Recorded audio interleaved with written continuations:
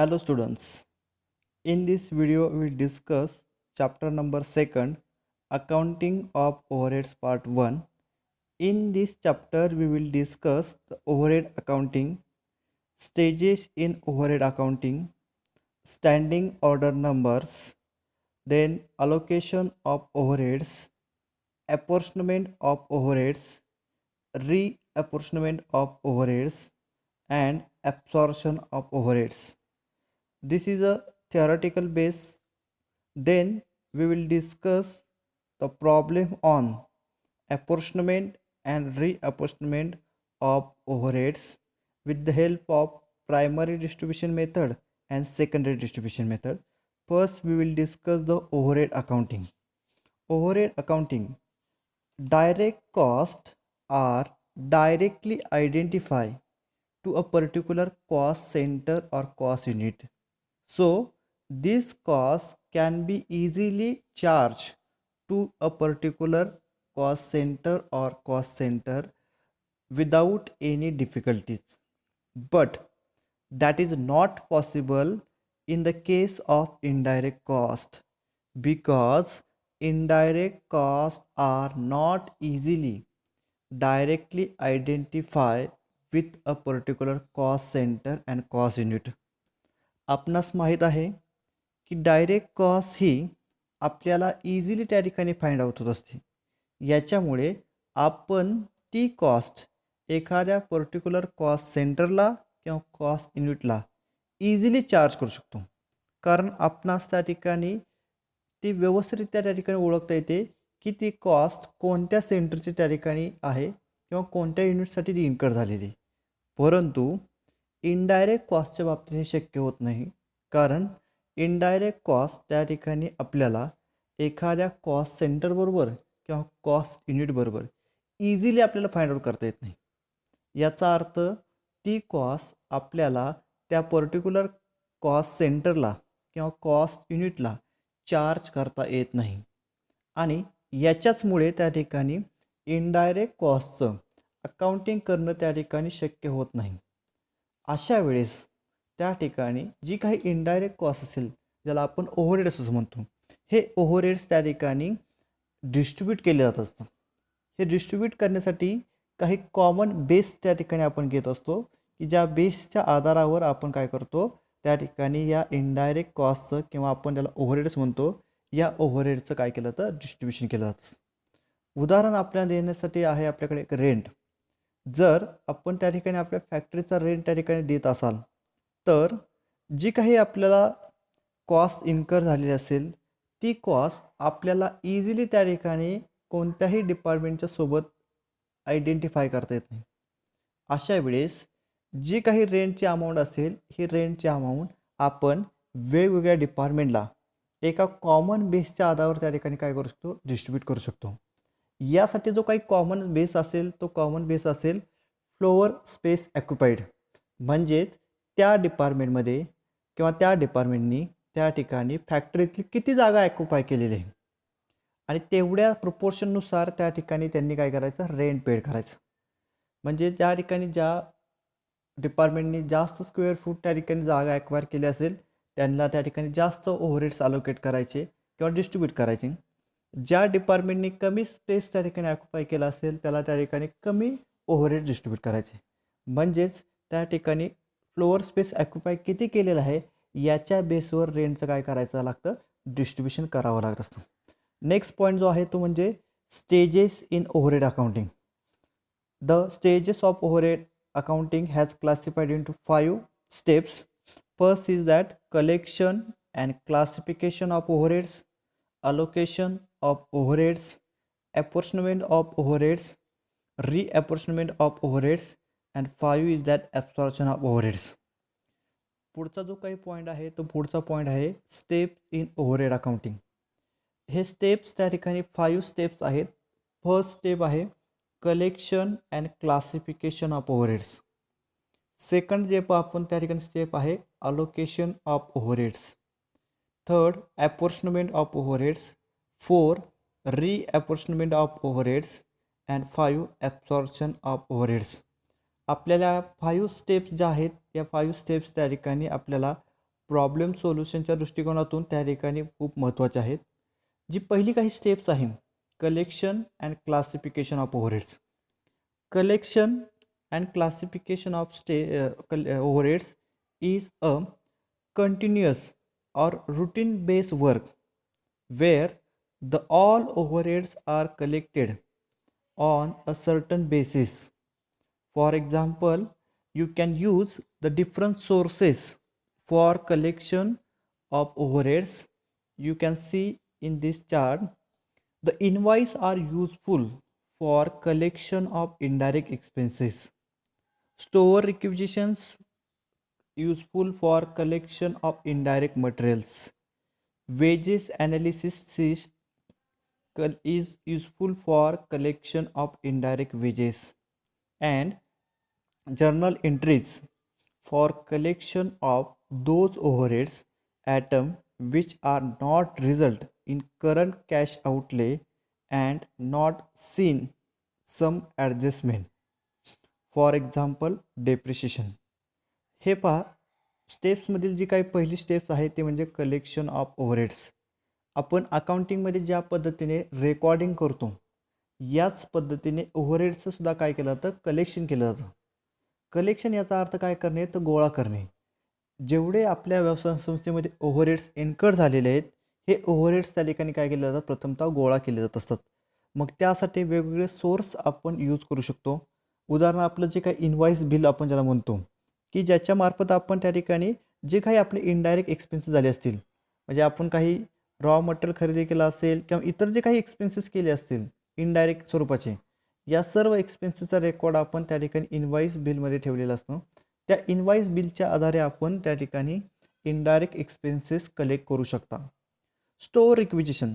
आता स्टोअर रिक्विजिशनमध्ये काय असतं, की तुम्ही कच्चा माल किती खरेदी केला होता, त्याच्यानंतर जे काही इनडायरेक्ट स्वरूपाचा जो तुम्हाला माल लागला होता तो किती स्वरूपात तुम्ही खरेदी केला होता, तो किती कन्झ्युम केलेला आहे, किती स्टॉक त्या ठिकाणी रिझर्व्ह आहे, या सगळ्या गोष्टी आपल्याला त्या ठिकाणी स्टोअर रिक्विजिशनच्या मार्फत त्या ठिकाणी फाइंड आउट करता येत असतात.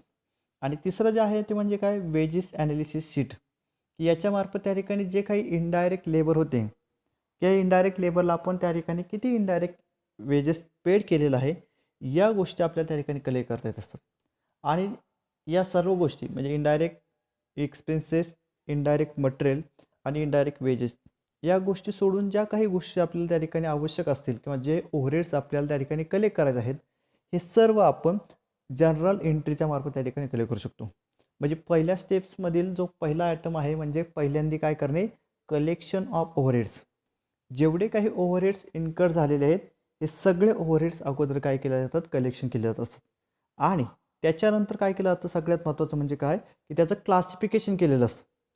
मग क्लासिफिकेशन करण्यासाठी त्या ठिकाणी काय केलं आपल्याकडे, आपण याच्या अगोदरचा जो काही चॅप्टर पाहिलेला आहे याच्यामध्ये आपण पाहिलेलं आहे की क्लासिफिकेशन ऑफ ओव्हरहेड्स म्हणजे फंक्शनल क्लासिफिकेशन आहे, बिहेवियर वाईज क्लासिफिकेशन होतं, त्या ठिकाणी कंट्रोल वाईज क्लासिफिकेशन होतं, नॉर्मॅलिटी वाईज क्लासिफिकेशन होतं, एलिमेंट वाईज क्लासिफिकेशन होतं.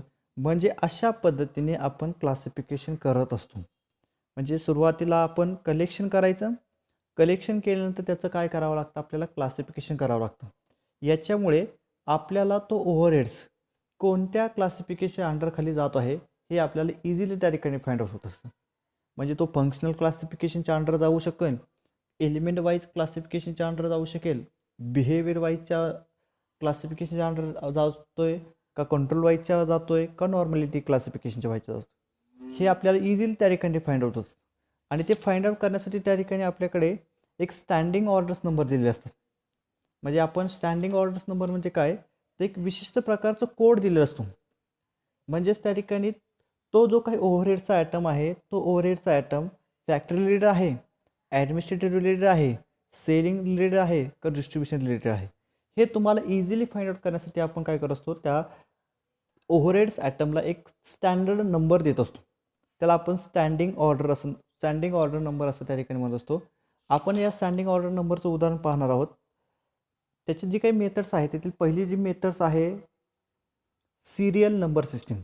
याच्यामध्ये आपण पाहू शकता की स्टँडिंग ऑर्डर नंबर आणि एक्सपेंडिचर, आपण त्या फर्स्ट जो काही नंबर दिलेला आहे तो नंबर दिलेला आहे 0 आणि 1. हा एक नंबर दिलेला आहे कारण तो एक्सपेंडिचर कोणत्या एक्सपेंडिचरसाठी दिलेला आहे, तो ऑइलसाठी दिलेला आहे. 07 दिलेला आहे, तो दिलेला आहे वर्क्स मॅनेजर सॅलरी. म्हणजेच आपल्याला या 01वरून त्या ठिकाणी एवढं आयडेंटिफाय होतं की 01 हा त्या ठिकाणी ऑइलसाठी त्या ठिकाणी दिलेला कोड आहे. 07 हा वर्क्स मॅनेजर सॅलरीसाठी दिलेला एक कोड आहे. दुसरे एक मेथड आहे डेसिमल सिस्टीम. याच्यामध्ये आपण काय करू शकतो, त्या ठिकाणी उदाहरण दिलेलं आहे सिरियल नंबर अँड ॲटम्स. म्हणजे मेन जो काही आपला ओव्हरहेड्स आहे तो म्हणजे factory overheads.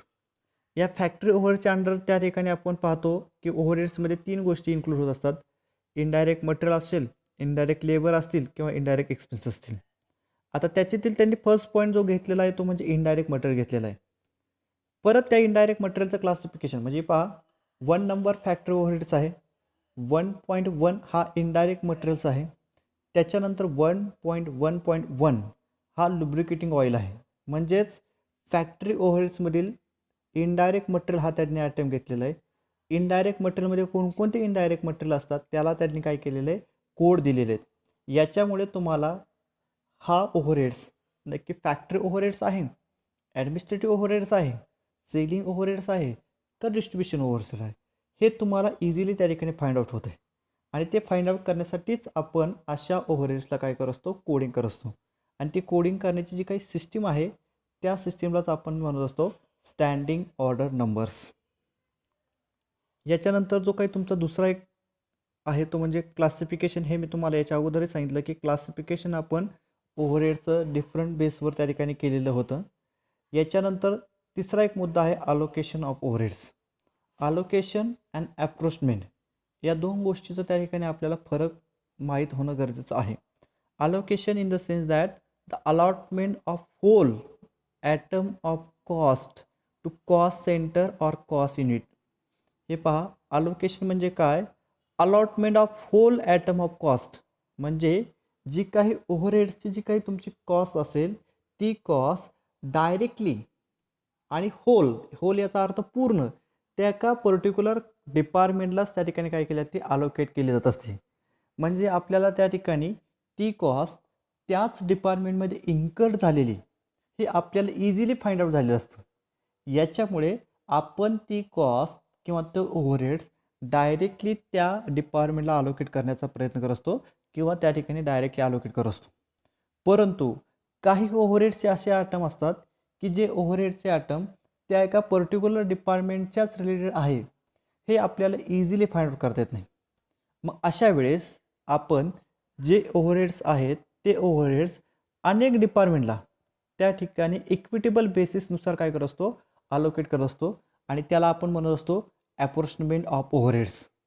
Apportionment of overheads म्हणजे काय, the allotment of proportion of item of cost to cost centre or cost unit. म्हणजे पहा, याच्या दोनमधला जो काही डिफरन्स आहे तो डिफरन्स आपण पाहणारच आहोत. अलोकेशनमध्ये होल ॲटम ऑफ कॉस्ट म्हणजे पूर्ण जी काही तुमच्या ॲटमची जी काही कॉस्ट असेल ती कॉस्ट डायरेक्टली त्या कॉस्ट सेंटरला किंवा कॉस्ट युनिटला अलोकेट केली जात असते. ॲप्रोचमेंटमध्ये काय होत असतं, दर प्रपोर्शन बेसनुसार त्या ठिकाणी ती जी काही कॉस्ट असेल ती कॉस्ट त्या ठिकाणी कॉस्ट सेंटरला किंवा कॉस्ट युनिटला अलोकेट केली जात असते. याच्यानंतर जे आपण पाहणार आहोत तो म्हणजे काय, allocation of overheads and apportionment of overheads याच्यामधला डिफरन्स. फर्स्ट डिफरन्स पहा काय, allocation deals with the whole items of cost. मी तुम्हाला हेही सांगितलं की फर्स्ट जो काही आपला त्या ठिकाणी आहे अलोकेशन, या अलोकेशनमध्ये तुमची ओव्हरहेडची संपूर्ण कॉस्ट डायरेक्टली त्या कॉस्ट सेंटरला किंवा कॉस्ट युनिटला अलोकेट केली जात असते. Apportionments deal with proportion of item of cost. ॲप्रोचमेंटमध्ये काय होत असतं की जो काही ओव्हरहेड्स इन्कर्ड झालेला आहे त्याचे काही प्रपोर्शन किंवा त्याच्यातील काही भाग एका कॉस्ट सेंटरला किंवा कॉस्ट युनिटला अलोकेट केले जाते. इथे संपूर्ण ॲटम ऑफ कॉस्ट किंवा संपूर्ण ओव्हरहेड कॉस्ट एका विशिष्ट डिपार्टमेंटला अलोकेट होत नाही, कारण ते ओव्हरहेड्स त्या विशिष्ट डिपार्टमेंटमध्येच इन्कर्ड झालेले आहेत, हे आपल्याला इझिली फाइंड आउट होत नसतात. त्यामुळे आपण ते जे काही ओव्हरहेड्स आयटम्स आहेत ते ओव्हरहेड्स आयटम अनेक डिपार्टमेंटला विभागून त्या ठिकाणी देत असतो आणि त्यासाठी काही ना काही बेस आपण त्या ठिकाणी युटिलाइज करत असतो. मी याच्या अगोदरही तुम्हाला उदाहरण दिलेलं आहे रेंटच्या संदर्भातलं, की रेंट आपल्याला प्रत्येक डिपार्टमेंटला त्या ठिकाणी अलोकेट करायचं आहे. पण तो अलोकेट जर त्या ठिकाणी म्हणजे आपण एखाद्या व्यवसाय संस्थेमध्ये अनेक विभाग आहेत आणि अनेक विभागांचं मिळून त्या ठिकाणी आपण रेंट पेड करत असाल, तर कोणत्या डिपार्टमेंटला किती रेंट पेड डिस्ट्रीब्यूट करायचं हे आपल्याला इझिली फाइंड आउट होत नाही. यासाठी आपण काही ना काही कॉमन बेस घेतला होता. तो कॉमन बेस म्हणजे काय, की फ्लोअर एरिया ॲक्युपाईड. त्या डिपार्टमेंटनी तुमच्या फॅक्टरीतील किंवा तुमच्या फॅक्टरी प्रिमायसेसमधील किती फ्लोअर एरिया ॲक्युपाय केलेला आहे, किती जागा ॲक्युपाय केलेली आहे, याच्यानुसार काय केलं जातं, रेंट त्या डिपार्टमेंटला डिस्ट्रीब्यूट केलं जात असतं. सेकंड पॉईंट आहे, in allocation the cost is allocated directly. अलोकेशनमध्ये जे काही ओव्हरहेडचे ॲटमची जी काही कॉस्ट असेल ती कॉस्ट डायरेक्टली अलोकेट करता येत असते, कारण ती कॉस्ट त्या पर्टिक्युलर डिपार्टमेंटमध्येच इन्कर झालेली असते. त्याच्यामुळे ती कॉस्ट आपण डायरेक्टली काय करू शकतो, त्या डिपार्टमेंटला अलोकेट करू शकतो. In apportionment the cost are distributed on a proportionate basis. परंतु जे काही ओव्हरहेड्स ॲटम्स आहेत, की जे ओव्हरहेड्स ॲटम आपण डायरेक्टली त्या डिपार्टमेंटला अलोकेट करू शकत नाही, असे ओव्हरहेड्स ॲटम आपण प्रपोर्शनेट बेसिसवर त्या ठिकाणी काय करत असतो, डिस्ट्रीब्यूट करत असतो. Third point is that allocation is a direct process.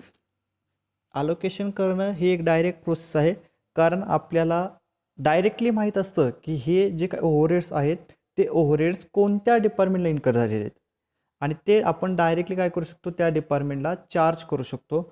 याच्यामुळे अलोकेशन ही जी एक डायरेक्ट प्रोसेस आहे. Apportionment is an indirect process according to suitable basis. म्हणजे पहा, अपॉर्शनमेंट ही एक इनडायरेक्ट प्रोसेस आहे आणि ती इनडायरेक्ट प्रोसेस आपल्याला जे काही ओव्हरहेड्स ॲटम्स असतील ते ओव्हरहेड्स ॲटम आपल्याला सम इक्विटेबल बेसिसवर किंवा सुटेबल बेसिसवर त्या ठिकाणी काय करावं लागत असतात, अलोकेट करावे लागत असतात. The allocation is also known as departmentalisation of overheads or primary distribution primary distribution overheads. म्हणजे पहा, अलोकेशनला आपण त्या ठिकाणी डिपार्टमेंटलायझेशन ऑफ ओव्हरहेड्स म्हणजेच पहा, इथं जे काही नाव दिलेलं आहे ते म्हणजे काय, डिपार्टमेंटलायझेशन म्हणजे त्याच डिपार्टमेंटमध्ये इन्कर झालेल्यामुळे त्या डिपार्टमेंटला आपण डायरेक्टली अलोकेट करू शकतो. मग ते तुमचं परचेस डिपार्टमेंट असू द्या, सेल डिपार्टमेंट असू द्या, मार्केटिंग डिपार्टमेंट असू द्या, कोणतेही डिपार्टमेंट असू द्या, त्या डिपार्टमेंटमध्ये जे काही ओव्हरहेड्स इन्कर झालेले आहेत ते डायरेक्टली तुम्हाला त्या ठिकाणी काय करता येतात, त्या डिपार्टमेंटला अलोकेट करता येत असतात. प्रोपोर्शनेट म्हणजे काय, this is also part of primary distribution of overheads. तर अपॉर्शनमेंट म्हणजे काय, तर जे काही तुमचा प्रायमरी डिस्ट्रीब्युशन ओव्हरहेड्स आहे त्याचाच हा एक पार्ट आहे. म्हणजेच इथे आपल्यालाही ओव्हरहेड्स अलोकेट करायचे आहेत, परंतु ते ओव्हरहेड्स डायरेक्टली त्या डिपार्टमेंटला फुल किंवा होल त्या ठिकाणी ओव्हरहेड्स डिस्ट्रीब्यूट करता येत नाही, तर ते आपल्याला प्रपोर्शनेट बेसिसवर त्या ठिकाणी अलोकेट करावे लागत असतात. कारण काही ओव्हरहेड्स ॲटम इझिली त्या डिपार्टमेंटशी त्या ठिकाणी कनेक्टेड असतात, काही ओव्हरहेड्स ॲटम हे त्या ठिकाणी कॉमन बेसिसवर त्या ठिकाणी केले असतात. त्याच्यामुळे असे ओव्हरहेड्स त्या ठिकाणी सर्व डिपार्टमेंटला विभागून द्यावे लागत असतात आणि तेही सम किंवा सुटेबल बेसिसवर त्या ठिकाणी द्यावे लागत असतात. थँक्यू. तुमच्या ज्या काही समस्या असतील, जे काही प्रश्न असतील ते प्रश्न तुम्ही मला कमेंट बॉक्समध्ये लिहून त्या ठिकाणी कळवू शकता.